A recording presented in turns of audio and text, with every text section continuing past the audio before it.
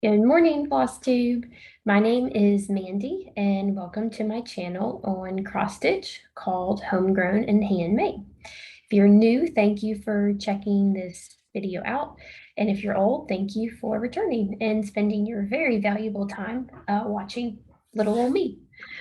Um, so this channel is mostly about cross stitch. I do sometimes throw in a little bit of quilting if when I get that done. And then sometimes I throw in gardening since so for those of you who are new, I have a almost 5 month old. So when he was born in April, thankfully my garden was established.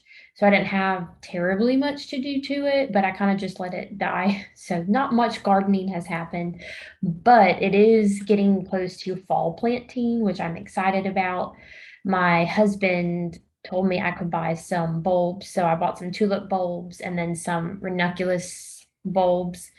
Um, so those will be planted once I get them, once the soil temperature is appropriate. So a little bit of gardening is going to hopefully happen soon, especially now that my little one is getting just a little bit more independent. So I'll start this channel with life updates. So if you are new, my little boy, his name is James. He has been having some weight issues, just not, he's the less than third percentile for his weight, but he is staying on that curve. He just isn't like getting back on the growth curve at 5% like my doctor wanted to. So she says that she thinks everything's fine. He is developing great. He's growing like a weed. So the average, I think, length growth is 1.5 to 1 inch per month. So at his 4 month visit, he was 25 inches and he was 19 inches at birth. So he has grown 6 inches in 4 months, if my math is right. And I'm terrible at math, y'all. So lengthwise, he's growing like a weed. We just haven't gotten the weight part on board. Anyway, so long story short, she did labs to just make sure everything was okay and he's fine. And then this week we had a sweat test to test for cystic fibrosis. And I'm in the medical field, so I kind of knew what to expect for a sweat test. And when I told some of my family that he was having that done, this is not a bad assumption at all. They thought like we were going to go into a hot box essentially and yeah, do a sweat test that way, actually sweat. But they put like a little electrodes on him and a chemical, so it was fine. That is thankfully negative, which is wonderful. So we think he's just fine. He was just totally cool with me. I just have to try not to shove milk in his mouth and let him learn when he is full, just naturally on his own, so he doesn't have issues later in life. Because I always told myself like before when I was pregnant, I was like, okay, we're gonna do what's called baby-led weaning, and he's gonna kind of decide for himself when he's full and blah blah blah. And I still really want to do that, but now I know that I have to watch and make sure that I don't try to force feed him because I'm worried about his weight. So I'm just gonna not worry about his weight as much as I can, just accept that he is small and leave it at that. But while we were at his sweat test, the lab technician, I was just chatting with him about how my family thought that we would both be sweating and put in a hot box, etc. And he told me some pretty cool things. So he told me that for those of you who want medical trivia, if not, just fast forward this fun part, that in the 50s, I believe, in New York City, there was a heat wave. And a medical student at that time recognize the fact that all of these kids with cystic fibrosis were in the hospital for dehydration. And so that led them to investigate a little bit further, and that's when they determined that the way that they sweat is the exchange is different. And so that's kind of then what led to them developing a sweat test, which is really a great test, as simple as it is, for cystic fibrosis. I'm not gonna lie, my pediatrician, when she told me that she wanted to do it just to make sure, she was like, and you can always go outside and like make him sweat and then kiss him and see if it's extra salty. And I told her, I'm like, don't judge me. those of you who are watching, please don't judge me, but like 100%, I had already brought him outside in the Louisiana heat, sat outside with him for a while until he sweated and licked him like a cat. I guess those mamas out there, like, hopefully won't think that's too crazy. But, and it was fine. It tasted fine. It didn't taste extra salty or anything. So anyways, that was normal. So that was wonderful news this week. We are kind of starting, he's going to be 5 months next week. So we are starting the process of baby-led weaning. They're not supposed to have food until 6 months, but they do, the book I'm reading, and babies are totally curious. It's so sweet to watch. But anyways, they recommend that you eat with baby, so baby can kind of watch, hey, food to mouth, food to mouth. And we have been eating after he goes down to bed at like 6:30 or 7. And so last night was the first time that we sat down at our table, and we had Chipotle for dinner. And so like I had him in my lap and I had my bowl of Chipotle, and like 2 seconds, y'all, hand in food, not like bringing it to his mouth yet, but just like put his hand in his food or put his hand in my food because it was there and he's curious and he wants to play. And so I'm like, oh, probably not the best choice because I did get the hot salsa and like hands to mouth and eyes and all that. So we wiped him off real good and then put him in his high chair while we ate. And he was just watching when he was in my lap. Like if I ate something, his head would go all the way back trying to look. So it's just been fun to watch and to start that process of doing this whole solids introduction. So that's kind of the life update for y'all. My hurricane guests, as you noticed, it's just me this morning. My hurricane guests, all of them have left. So my mom and dad left last Friday, and then my aunt and cousin left yesterday. My mom just texted me, or they texted us last night that they finally got power back, and then I think they lost it this morning, which is sad. But they have a generator, so it's not been too unbearable, I don't think, for them. And then my aunt and cousin are going to stay with my grandma. So it's a quiet house. We are going to recover this weekend and clean all the cleaning to get the house back in order. Because things just we just hung out most nights. We didn't really do too much as far as like maintenance for the house or cleaning, just so we could spend time with everyone. So it's just me again today. I will try to in the future, hopefully once my mom has power and internet back, maybe do a Zoom call with her and do a video that way. So that is plenty of life updates. I hope that wasn't too long. I did want to go into finishes. So I have 2 finishes this week. Yes. So the first one, sorry for the loud chair noise. A couple of videos back, I finished the Quilter's Cottage by Lori Holt. And I wanted to frame it, got a frame, wasn't big enough. So I finally went back to Hobby Lobby, and this is my finish. So I should have glued it down, but this is actually not a frame. This is a picture. So behind this, there is a picture of a barn, I believe it is. And if you care, that's probably not going to show too well. Anyways, sorry. If you want the tag or number or whatever, I'll read it out to you. So initially I was in the frame section and got a frame, and it was 35 bucks, but I knew I didn't want glass. So I was like, maybe I can find something cheaper. So then I went to the section of Hobby Lobby where it's just the frame and it's not glass. And it was still like 30 bucks, but it was half off. So it would have been $15. So I grabbed that. I'm like, okay, this is fun. But then I was walking around and I saw this because the wall decor was all 50% off. And this is $16. And so I would have spent like 15 bucks on it, but then I only got to spend eight. I'm sorry, I'm terrible at math. $8. So even cheaper.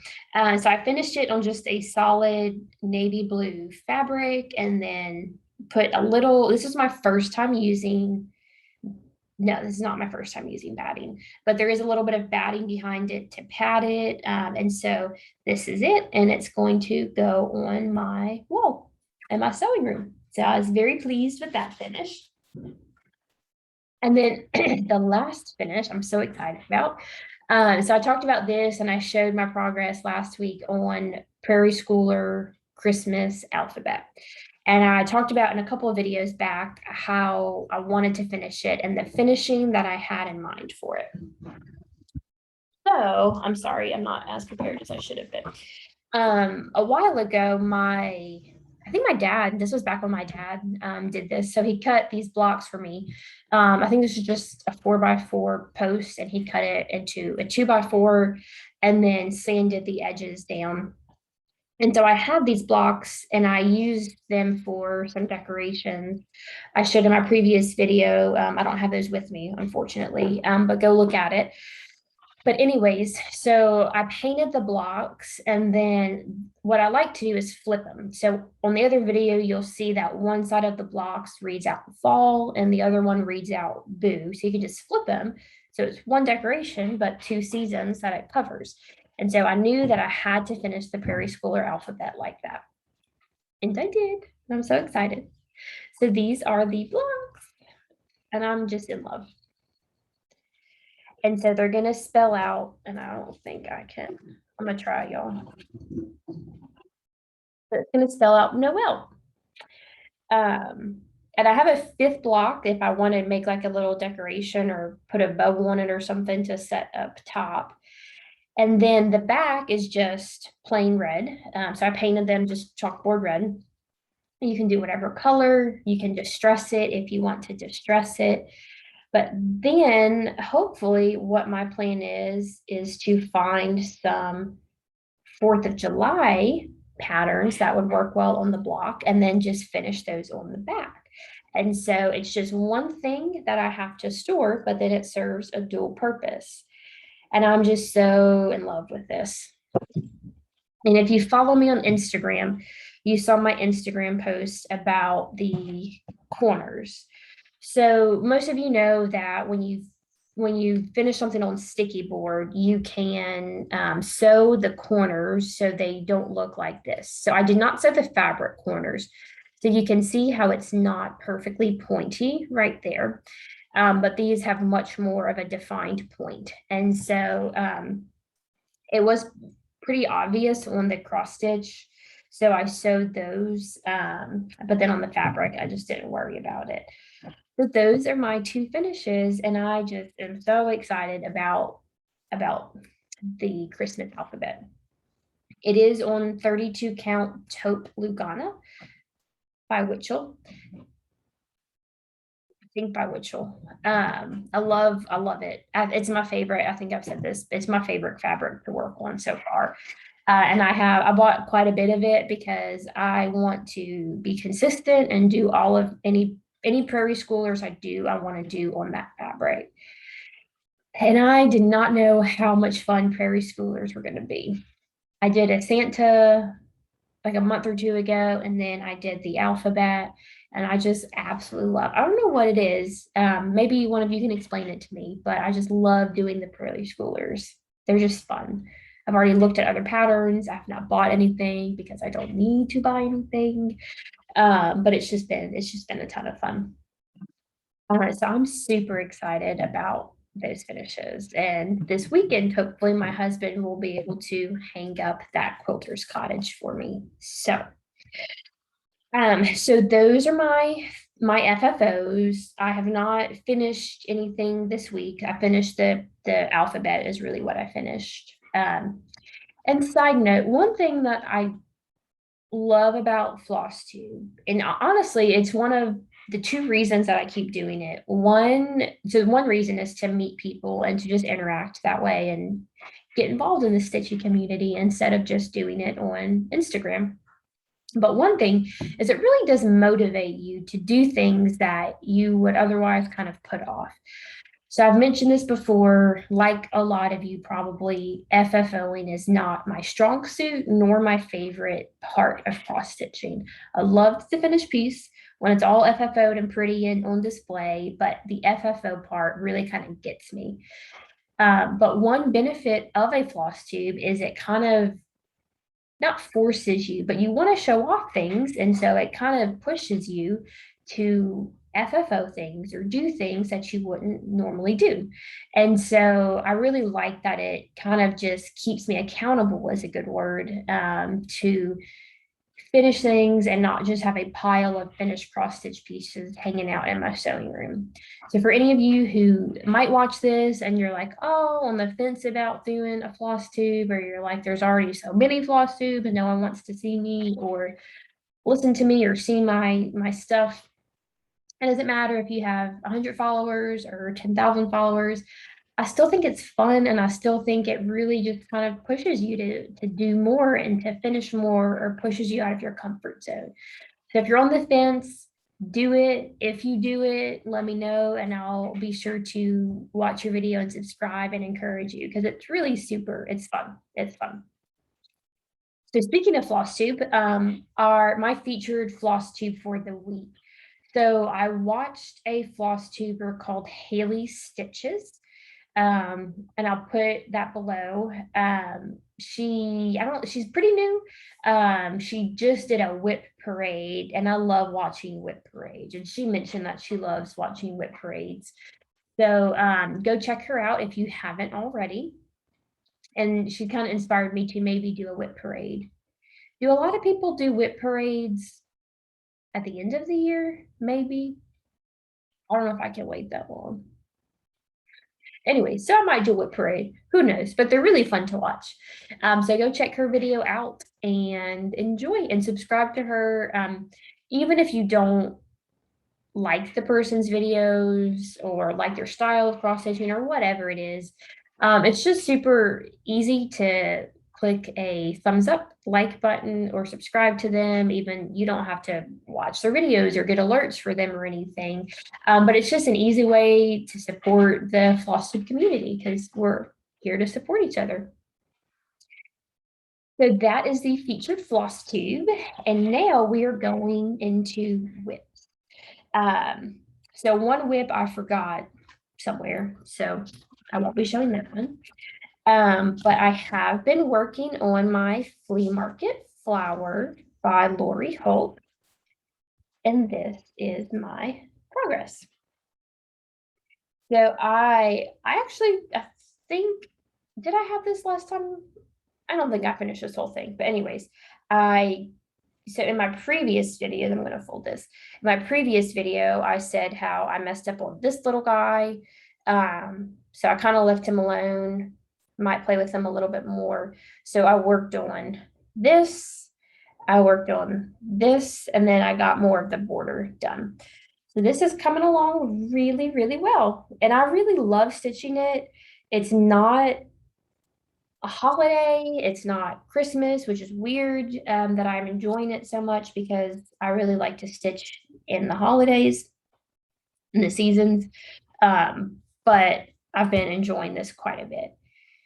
And the other day I was thinking about, I'm like, how do I have so much time to stitch on all these different things? Like, where has that been? Why hasn't that been happening before now? And then I realized, ever since my people had been staying with me, I have had more, or I haven't stitched on my son's Christmas stocking.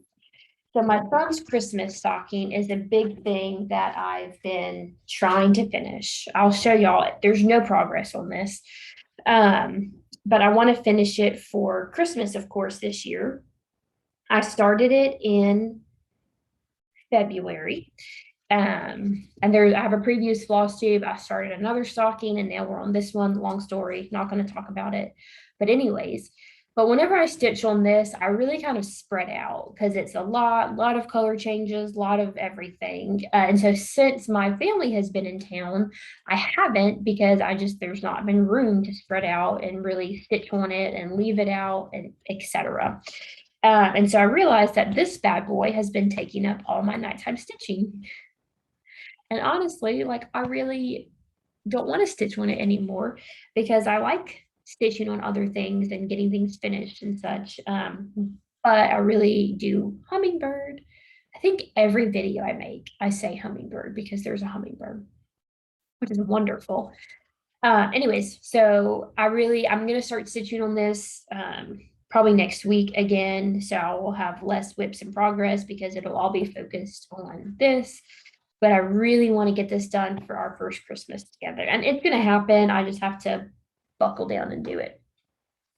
My other whip, so I did have some time to stitch on my Santa Baby by It's So Emma, I think.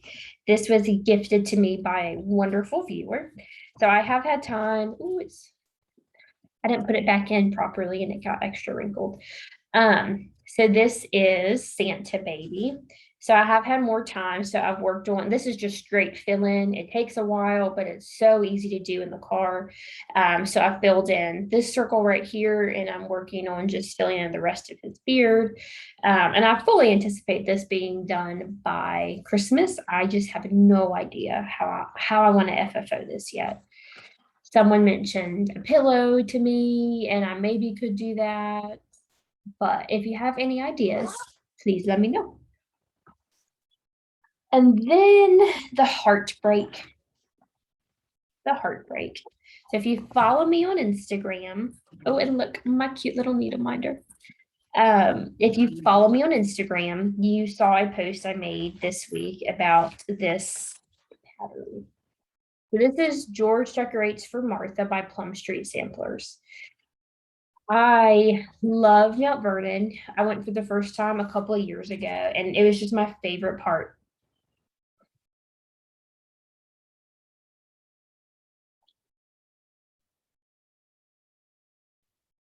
Technical difficulties. I apologize. Anyways, so I love Mount Vernon, and I was so excited to stitch this beautiful pattern. So excited. And so I did. I started on it, and I made quite a bit of progress. So this is George Decorates for Martha. I think since last time I might have finished the roof fill-in, I did the pumpkin, I did the bird. And as I was stitching on this, I don't know, like, I don't know why I quit liking it. Someone on Instagram, I think Stitches with Sphinx, said that she thinks it's the colors that she stitched it and she changed a lot of the colors and liked it. And that I honestly think that's probably what it is. That and the fact that I've gotten frustrated finding a green. The called for green, I didn't have in my stash. I didn't like the greens that I had in my stash. And so I've ordered greens, but they haven't come in yet. But I think part of it is just like the colors for whatever reason. Like it's a beautiful pattern. And at the store I bought it, Knots and Needles in Bossier City. They have it done up and it's gorgeous. And I just like, man, the colors, and I don't like stitching it anymore. And I was so bummed about it. And I hate like putting it down because I don't know if I'm gonna pick it back up. And I just, I think I just don't like the fact that I don't like it anymore because I really wanted to love it. And that coupled with the fact that holy moly, it's halfway through September. Like, when did that happen? The leaves are turning yellow here, and I'm like, it was just spring. Like, where did the time go? And fall is upon us. And I'm not going to finish this for fall. And it's almost time to start decorating for Halloween. Crazy. Like, when is the first day of fall? It's next week, isn't it? I think it's next week. And it's a little bit cool here. And I'm just like, fall just happened so quickly. I feel like I just woke up and it was fall. But anyways, so I think sadly I'm going to put this away for now. And it makes me upset to do so. I am gonna wait until my greens come in that I ordered and put them on and see if I find one that I like, and then maybe I can pick it up back in Thanksgiving at Thanksgiving. But honestly, like I don't know what it is about this year, but I'm just really into Christmas stitching right now. I think it's the prairie schoolers that ruined me. I think it's their fault. Anyways, so we're gonna have a a hard time with this one, but I love what I've done so far. Like it's been an easy pattern to follow and everything. It's just makes me sad because I think I just had so many expectations for it. So I put that one away. And I did start another quick fall because I know how I want to FFO this. And for me, if I know how I want to FFO something, it makes me stitch it quicker and excited to stitch it because I know how to FFO it. Since that's the hard part for me, if I have an idea, I like to run with it. And these are quick stitches. I've never done one, but this is Hello Pumpkin by the Housewives. And so I started it, and it's been a really quick stitch so far, which is really nice. So this is what I have so far for it. So honestly, like I'm hoping to get this done in a week or so, and then I'm gonna have it up all the fall. I'm not gonna do a special Halloween one because I'm just not gonna have time this year, I don't think. And then I am gonna work on a Christmas one so I can change it out for Christmas. And then I have their spring one, and I have a garden one and a 4th of July one. So once like I'm just like I like it because I'll just be able to change it out on that same finishing piece, which is exciting. So that's that. Those are all of my whips. Haul, I have some haul coming in the mail. The only other piece of haul I have is we went to Hobby Lobby. Joann's? Hobby Lobby or Joann's? I'm sorry, I forgot. And they had, I think it was Hobby Lobby. They had this linen. So it's called Oat. And I have been wanting to try a 40 count linen. I just haven't ordered any yet to try.